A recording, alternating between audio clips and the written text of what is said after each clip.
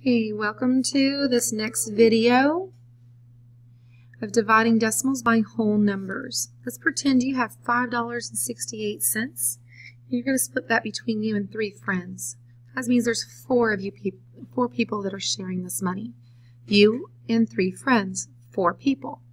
Okay, so we're going to divide it. We're going to share, since you're sharing the money, we're going to divide it.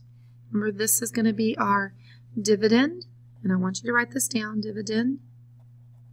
This is going to be our divisor.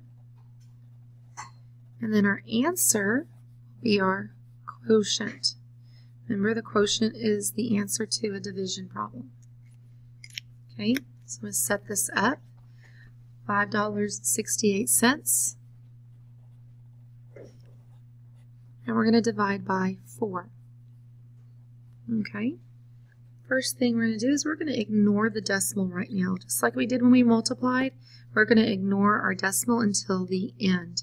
But it's very important you put the numbers in the right spot. Remember, I tried to warn you guys about that when we weren't using decimals, that you need to have your numbers in the right spot, otherwise your decimal will get in the wrong place and you'll have the whole thing wrong. So make sure you're doing that. So let's start. We have $5. If I'm sharing that between 4 people, how much will each person get? Each person will get $1 whole dollar. It's going to go above the 5. So I'm still going to do the same steps. So divide, answer goes on top. Multiply, 1 times 4 is 4. Subtract, I get 1. And then my next step is I'm going to bring down the 6. Notice I did not do anything with my decimal. If we think about what this means right here, we had $1 left over, right? That nobody got yet. That's that $1. This is 6 dimes. So we basically have 16 dimes, because $1 would be 10 dimes.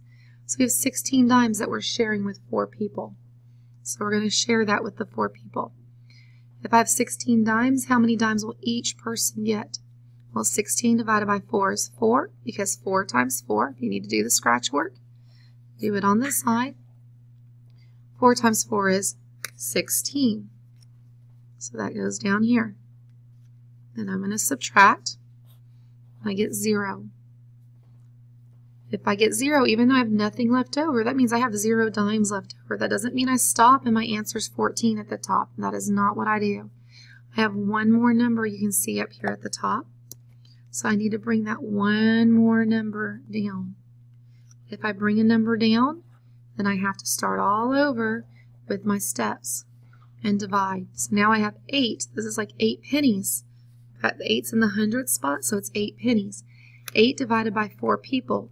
If I have 8 pennies that's being divided by 4 people, how many pennies will each person get? They will get 2, because 2 times 4 equals 8.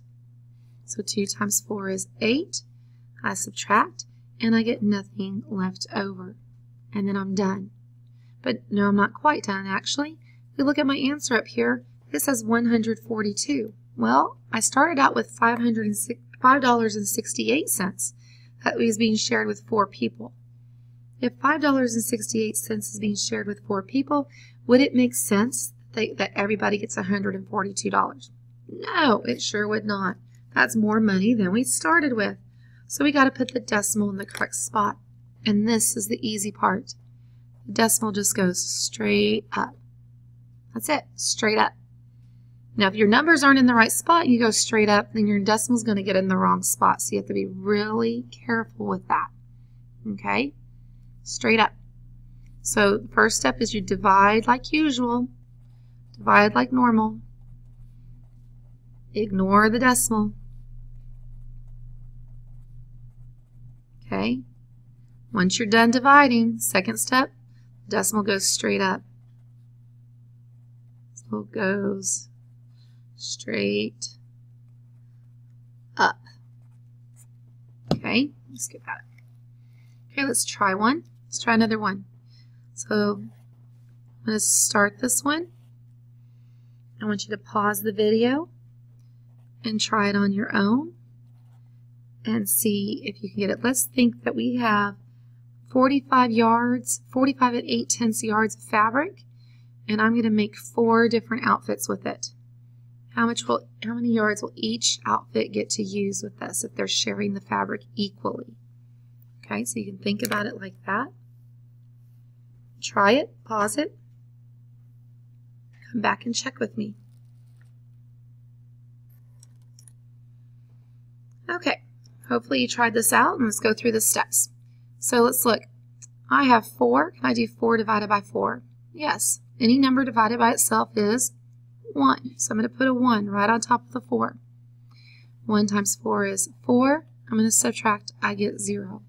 Just because I get 0 does not mean I'm done. I have to keep moving. Bring down my 5. 5 divided by 4. Can I do 5 divided by 4? Yes. It's 1. Because 1 times 4 is 4, and it gets me close to 5 without being too big. I'm going to subtract. I get 1. Again, I'm still not done because I have another number to bring down. And that's my 8. Okay. Now 18 divided by 4. So 4 times what number will get me close to 18? Well, if you know your facts, 4 times 4 is 16. So I'm going to put a 4 on top right here. 4 times 4 is 16.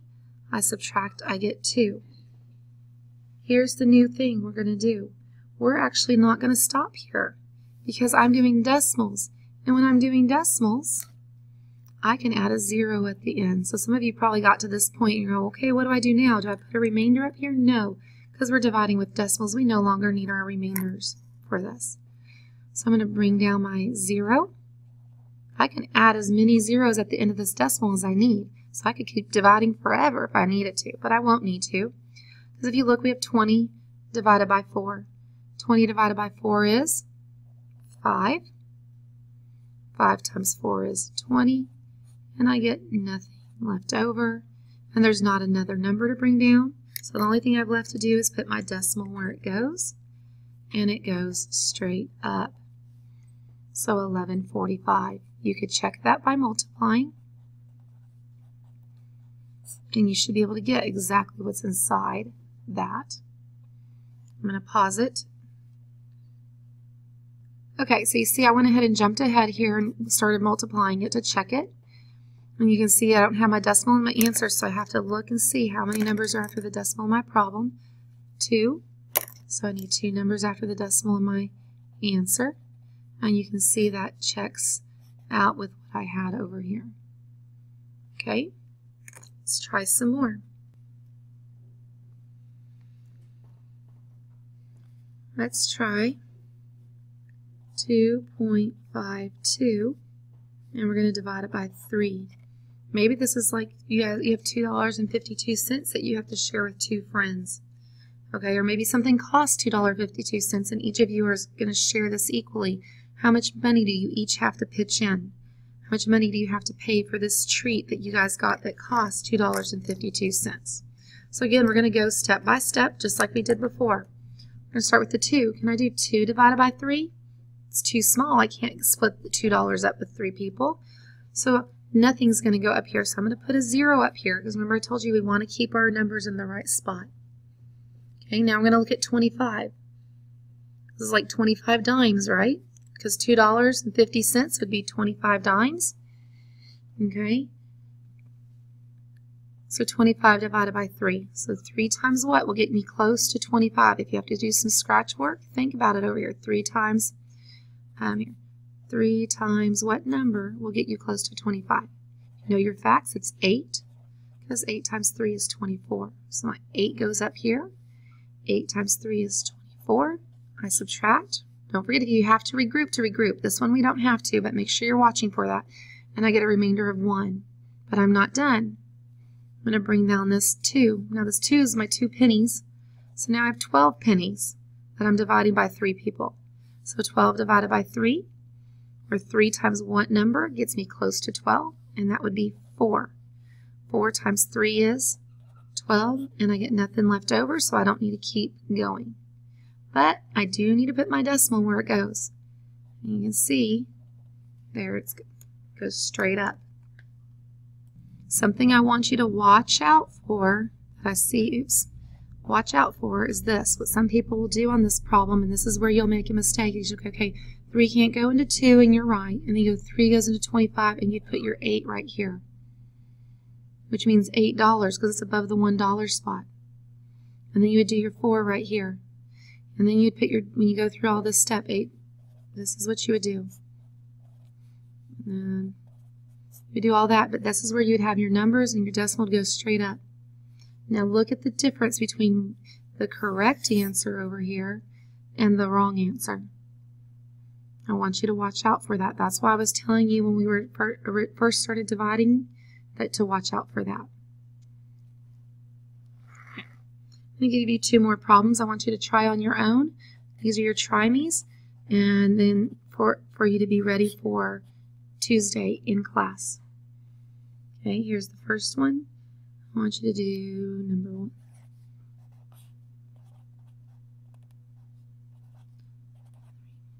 And here's your second one.